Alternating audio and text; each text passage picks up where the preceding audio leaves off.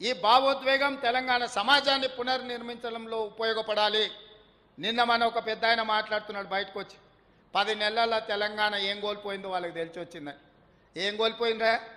మీ ఇంట్లో 4 ఉద్యోగాలు కోల్పోయారు. అంతకుమించి తెలంగాణ సమాజం ఏమైనా కోల్పోయిందా?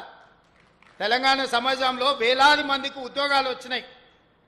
తెలంగాణ సమాజంలో 22,22,062 మంది రైతులకు 18,000 కోట్ల రూపాయల రైతు రుణమాఫీ జరిగింది 10 నెలల్లో.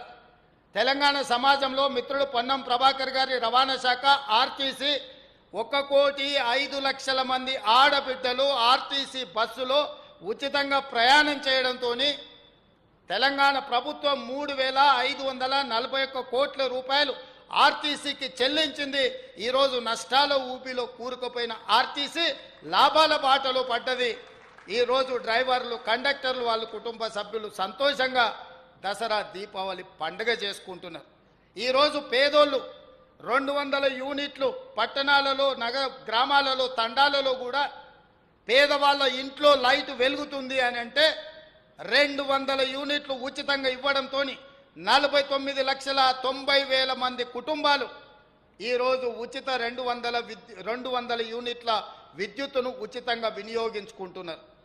ఈరోజు మా ఆడబిడ్డలు 500 రూపాయల సిలిండర్కే దాదాపుగా 55 లక్షల కుటుంబాలు 500 రూపాయలకే ఈరోజు రాష్ట్రం మొత్తం ఆడబిడ్డలు సిలిండర్ కొనుక్కోగలుగుతారు. 1,200 రూపాయలున్న సిలిండర్ ఈరోజు 500 రూపాయలకే ఆ తల్లులకు వస్తుంది.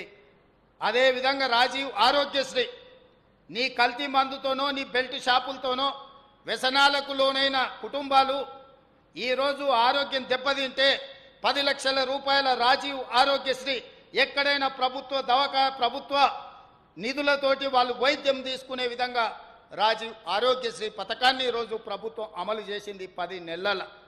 ఇలా చెప్పుకుంటూ వెళ్తే 21,000 మంది టీచర్లకు 15-20 సంవత్సరాల నుంచి ప్రమోషన్లు లేకపోతే బదిలీలు లేకపోతే టీచర్లు పూర్తిగా నిరాశ నిస్పృహలకు లోనైతే 21,000 మంది టీచర్లకు ప్రమోషన్లు ఇచ్చిన చరిత్ర మా ప్రభుత్వాన్ని.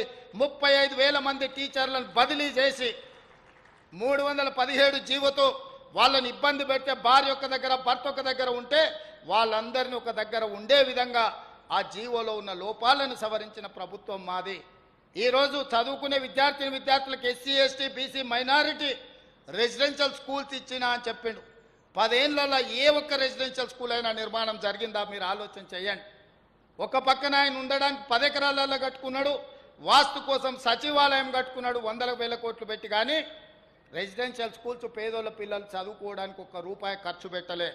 ఈ ప్రభుత్వం వచ్చిన వెంబడే 100 అసెంబ్లీ నియోజకవర్గాలలో SC ST BC minority young India integrated residential schools each క్యాంపస్కి 20-25 ఎకరాల స్థలాన్ని కేటాయించడమే కాదు 125 కోట్లు ఒక్కొక్క క్యాంపస్కి కేటాయించడం. దాదాపుగా 12,000 కోట్ల రూపాయలతోని ఎస్సీ ఎస్టీ బీసీ మైనారిటీ పిల్లలు చదువుకోవడానికి అలా ప్రభుత్వం నిధులు కేటాయించి విద్యనే ఈ తెలంగాణ సమాజాన్ని నిర్మిస్తుంది, విద్యనే ఈ తెలంగాణ సమాజాన్ని ముందుకు తీసుకెళ్తుందని పేదోళ్ళ పిల్లలకు ఈరోజు మేము అవకాశం ఇచ్చినాం.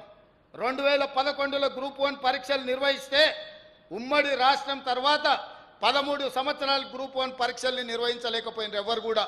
ఆనాడు ఉమ్మడి రాష్ట్రం కావచ్చు, ప్రత్యేక తెలంగాణలో కావచ్చు. 21 సంవత్సరాలు నిండిన నిరుద్యోగ యువకుడు గ్రూప్ 1 ఎగ్జామ్ రాసి పెళ్లి చేసుకోవాలంటే వాడికి 34 ఏళ్ళు వచ్చినాయి, ఆ పరీక్షలు నిర్వహించలేదు. ఎందుకు వస్తాడా? బెడకాయ ముదిరిన పిల్లగాడు ముదిరిన వాడని పిల్లనిచ్చేటోడు వస్తాడా?